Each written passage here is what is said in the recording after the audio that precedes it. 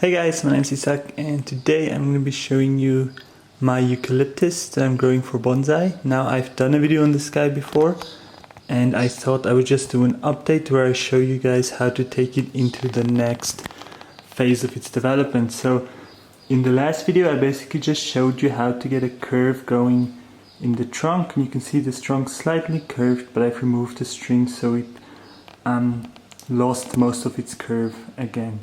Now that's already good because it's just not just a straight trunk, so that's what we want.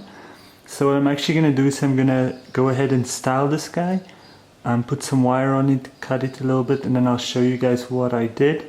Basically I've also repotted it into a really big pot because the eucalypts like having a lot of room for the root system to grow, and it also helps them put on a lot of vigorous growth. Like you can see, this guy has put on a lot of new leaves since I put it outside and since it's been in the bigger pot. So you can see kind of back here are the small leaves from the winter's growth, and these really nice almost pinkish blue new leaves are from the growth this spring.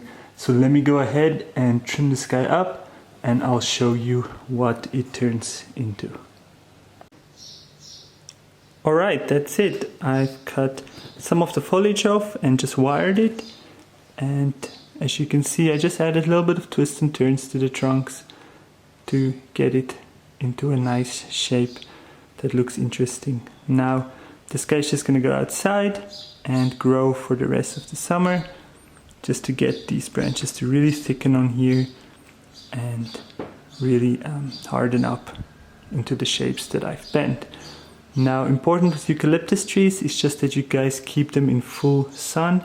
I see a lot of these guys with really small leaves and really long intervals between the leaves, and that basically just comes from not enough sun or being in too small a pot. If your eucalyptus is in a small pot, or pretty much as soon as they get root bound, they will drastically decrease the rate that they grow in, produce small leaves, and basically just wither away because they don't like being root bound. So this guy is going to stay in a big pot. I might even pot it one up this summer depending how fast it grows. And basically for bonsai the pot's huge, but I'm trying to get all the growth and thickness of the trunk that I want before I start doing any root work, because the eucalypts are really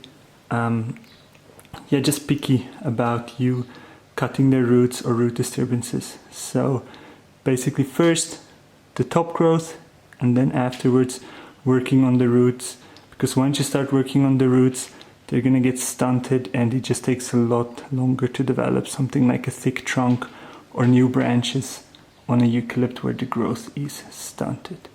So yeah, I hope you guys enjoyed this video. I hope it inspires you to try using eucalyptus for bonsai, and I'll see you around.